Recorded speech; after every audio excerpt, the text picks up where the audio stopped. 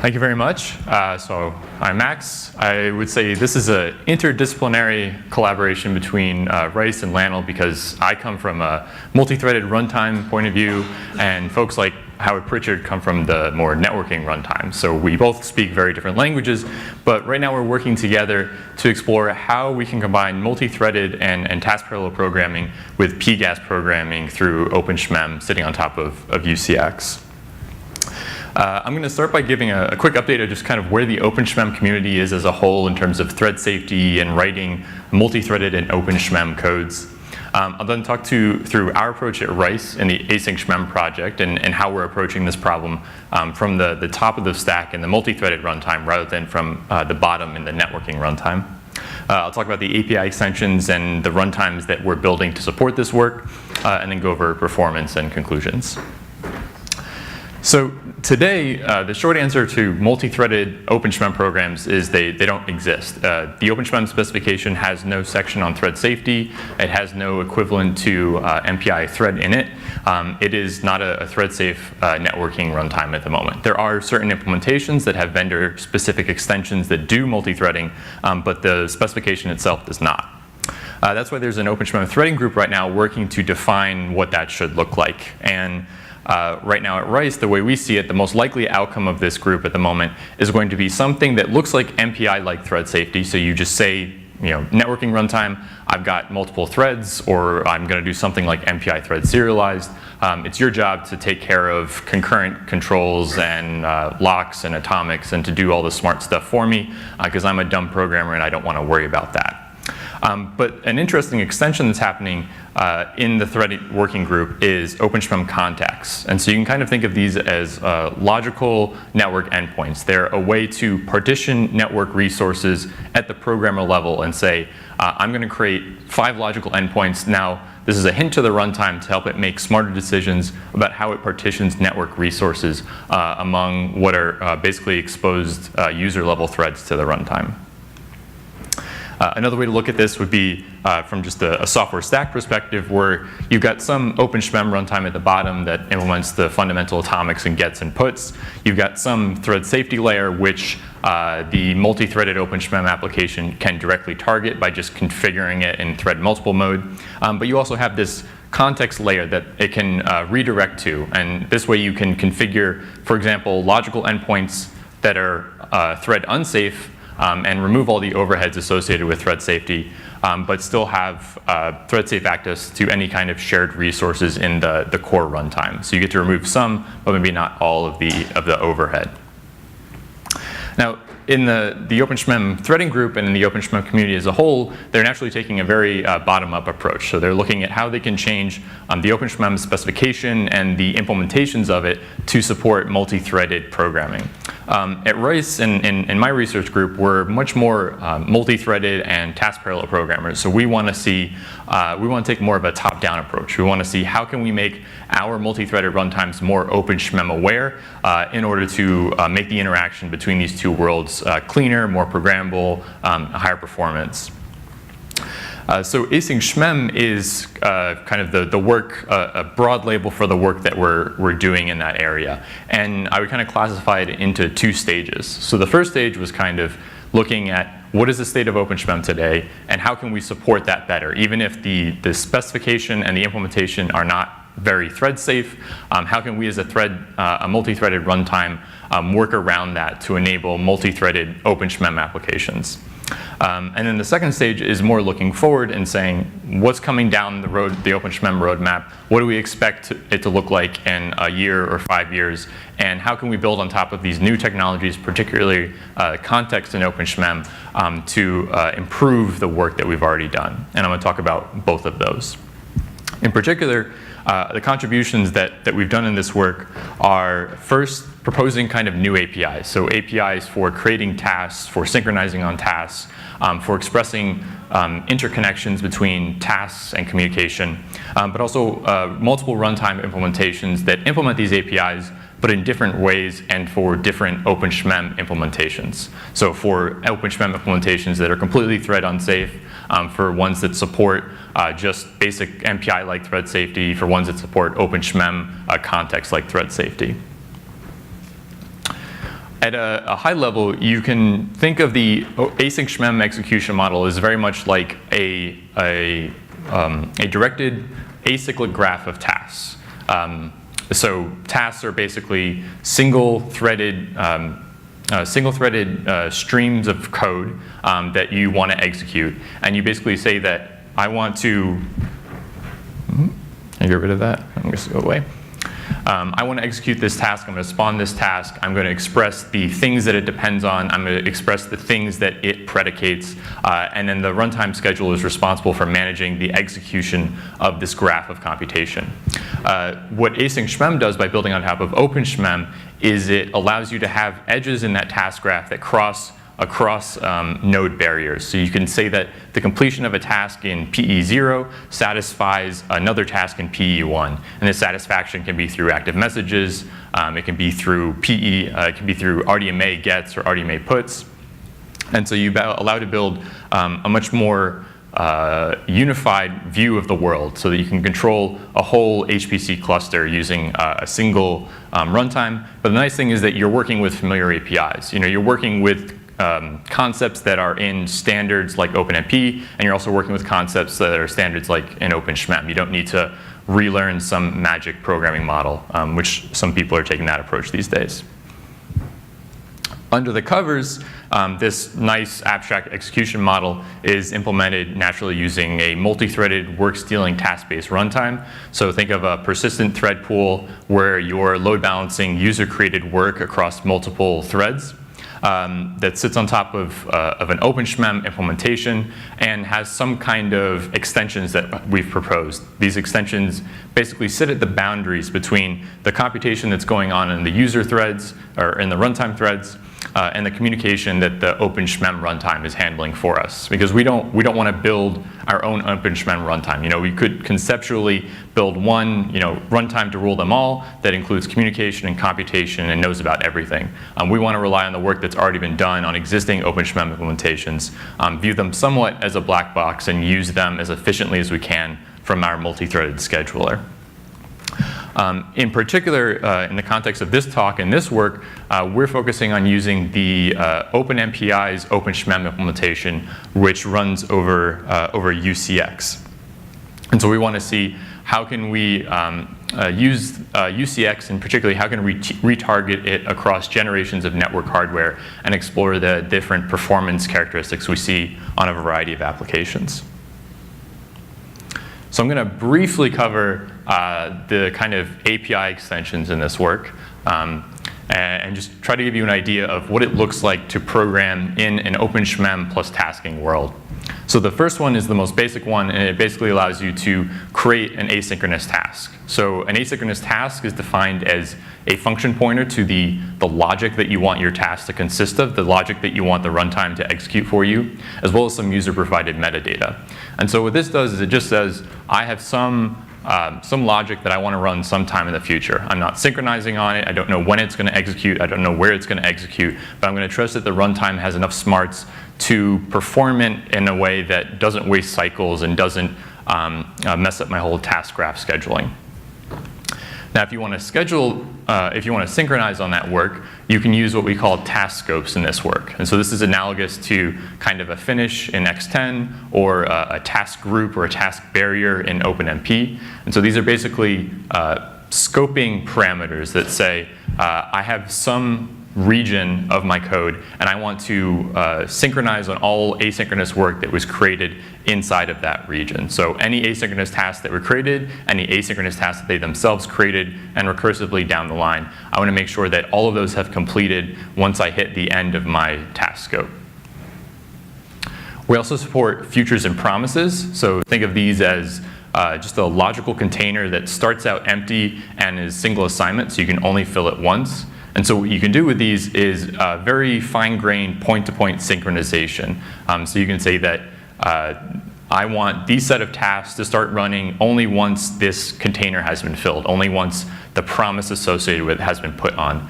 And I want, and then you can have a single task do that put, and as a result, you get a nice fan-out kind of parallel pattern. This can be very useful for expressing kind of data flow patterns, recursive parallelism, things like that. Kind of related to that, and this is one of those APIs that kind of sits at the barrier between the communication runtime and the computation runtime, is this new API that we introduced called SHMEM Task When. So OpenSHMEM already has this concept of SHMEM wait, which basically says, here's a remotely accessible memory location. I want to block my current process until some change occurs at that memory location. So that could be caused by an incoming RDMA.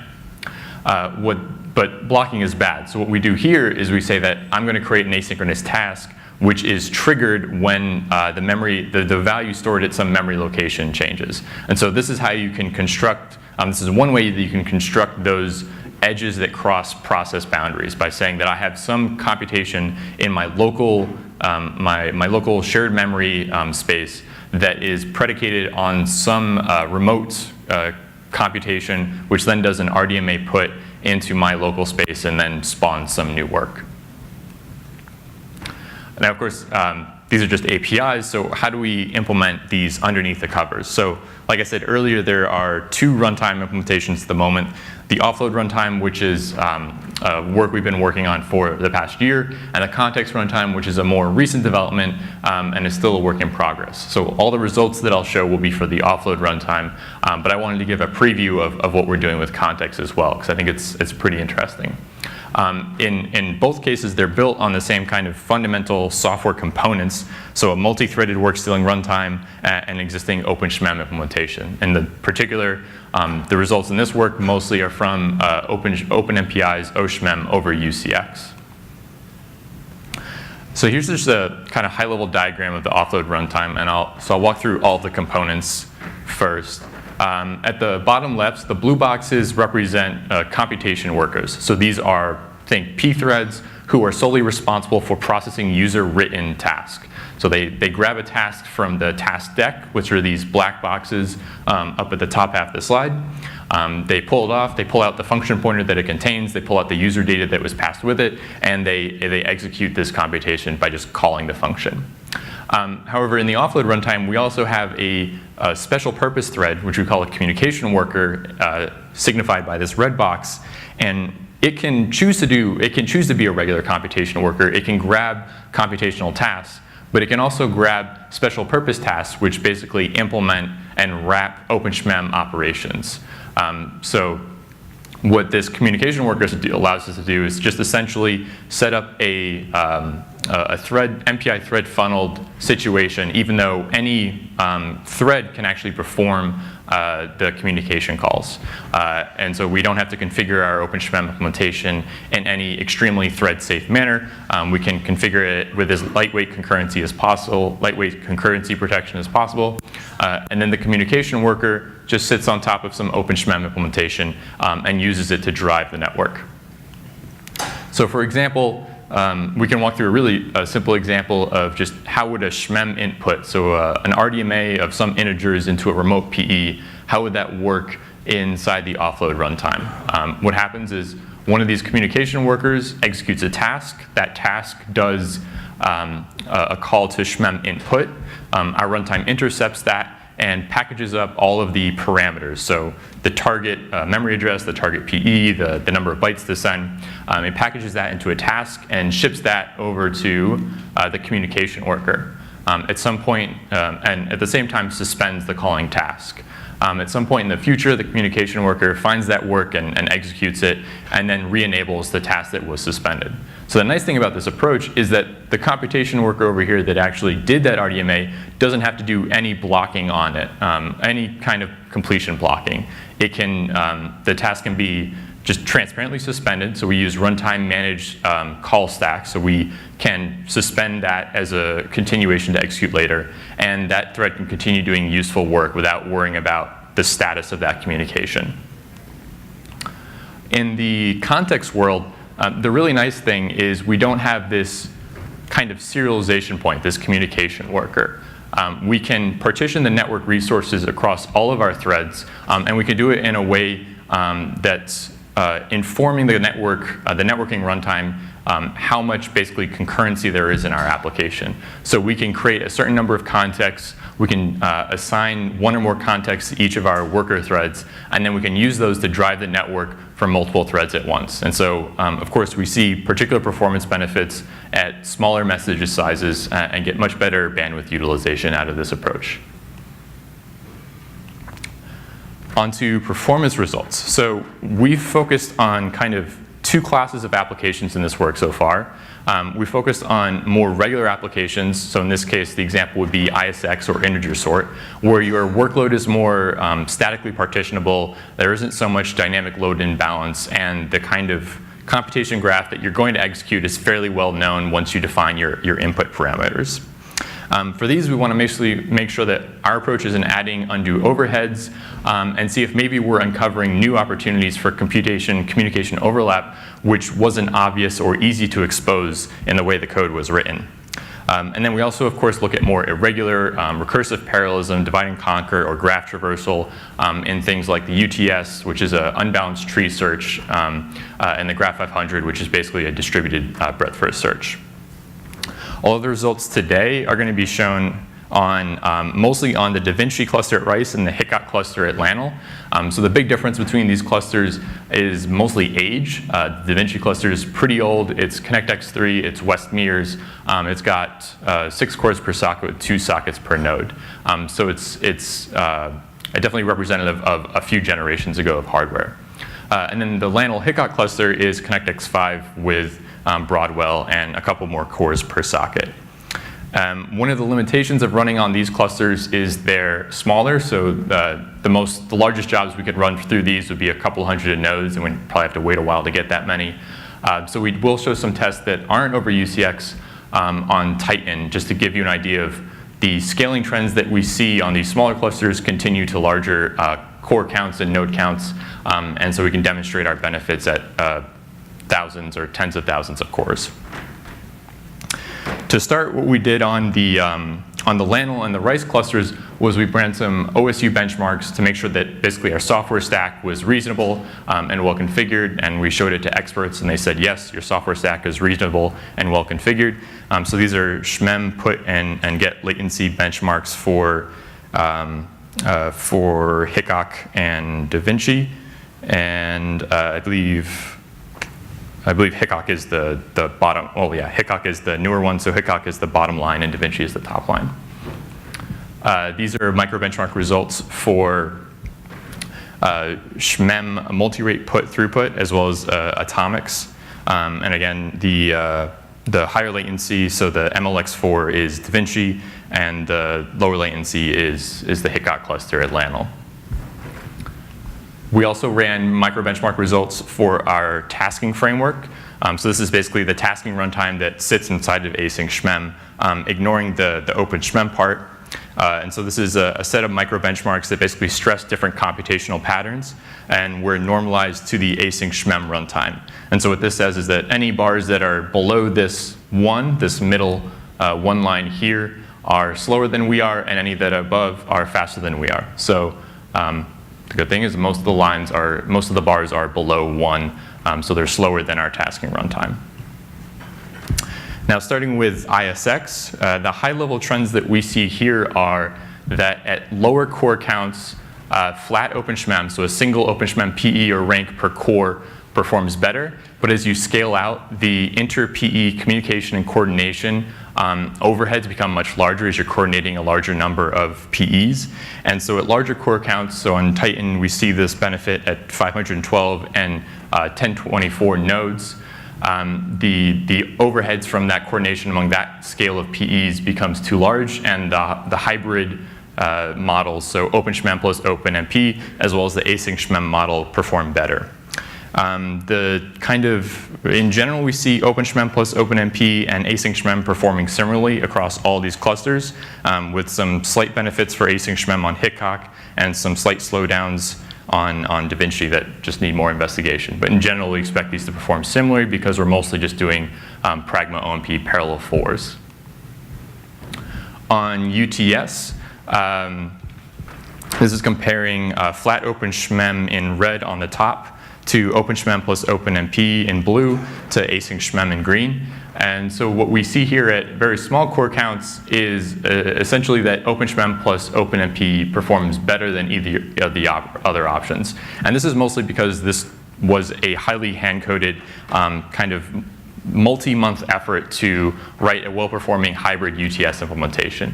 And so this took a lot of time to optimize. And what we basically did with the AsyncRemem one was wrote a much more elegant, fewer lines of code version of the OpenSHMEM plus OpenMP one, did all of that manual optimization automatically in the runtime, and got slightly higher overheads, but much shorter code base.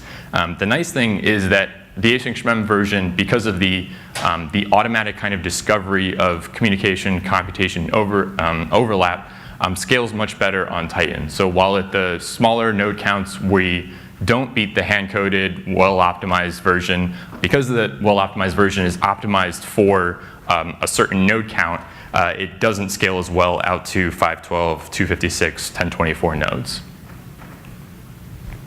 And then finally for Graph 500, the interesting thing about Graph 500 is that there isn't a whole lot of potential for multi-threaded, there's not enough computational work for multiple threads to get a lot of benefit, at least for the type of Graph 500 implementations we looked at. And for the other types, unfortunately, they're generally heavily reliant on bulk synchronous MPI all reduces, and generally the OpenSHMEM implementations of those aren't quite as fast as the MPI versions of those. So we chose not to explore them at the moment. But if you focus on more of the kind of message passing Graph 500 implementations, what we see is that we can't really do anything except for flat OpenSHMEM or flat MPI. So there's no point in having multiple threads per PE. And so what that means is we have to find a reason basically to use AsyncRemem when we don't have multiple threads. And so what we found with Graph 500 is that a very common pattern in this application is that the programmer has to do a lot of explicit polling on incoming messages. So a lot of MPI tests to see if some new iSend has come in for you to work on. And this clutters up the code, and there's no real heuristic on where should I put this MPI test. It's just kind of randomly littered macros throughout your application logic. And so what we did was we used data-driven tasks, so communication-driven tasks triggered by remote RDMA to coordinate all of that for the user. So even though the AsyncRemem generally sees about 3 to 5% overhead over a well-written flat OpenSHMEM version, the code is usually about half as long and a heck of a lot more readable. And of course, they both scale better than the comparable MPI, flat MPI versions. So at a high level, our contributions, and these are definitely still ongoing contributions, are an exploration of how PGAS models like OpenSHMEM interact with asynchronous many-tasking models, and what we can do at the API and at the runtime layer when we combine the two. We've kind of explored new APIs and also developed 2 different runtimes now that look at different types of OpenSHMEM thread support and how we can take advantage of those levels of thread support in the runtime to optimize how well we can drive the network from multiple threads and how we can support multi-threaded OpenSHMEM programming. We've got a lot of ongoing work in this area. So first, we're working with Jim Dinan and Kayla Sager at Intel to integrate the context into our runtime. So I mentioned that we have a context implementation that we're actively working on where we want to drive the network from every thread at the same time using this OpenSHMEM context proposal. We're continuing to iterate on these existing benchmarks, the ISX and the UTS and the Graph 500, particularly in the context of context, through seeing if these new kind of network APIs enable algorithmic opportunities that weren't possible. So we think that particularly all of these benchmarks that we've explored so far have opportunities where you would want to expose parallelism to the networking runtime and take advantage of the abstraction of context in order to improve essentially how much communication parallelism you're allowing the networking runtime to take advantage of, and versus how much it has to handle automatically. And then, of course, we're always continuing to iterate on new applications, and at the moment we're focusing on a fast multiple method implementation. Of course, I have to acknowledge our sponsors and our collaborators. A postdoc salary isn't enough money to spin up a 200-node ConnectX-5 cluster, so we really appreciate the support from LANL and the DoD, as well as our collaborators at the University of Houston and Stony Brook University. With that, I'll take any questions you have.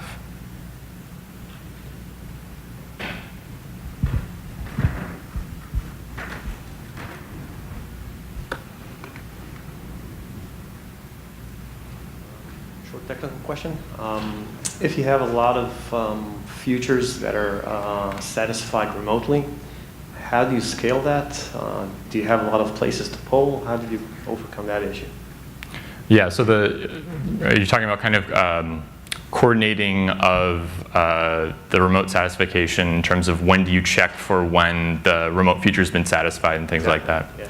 So right now we take more of a lazy approach. If we find we don't have computational work locally, if we don't have something useful to do with our cores, then we'll start checking for remote incoming messages and satisfy essentially the local futures to spawn new work. So you could certainly run into a scenario where a massive amount of RDMA came in a short time span, and then you had a single thread bottleneck satisfying all of the futures one by one after another.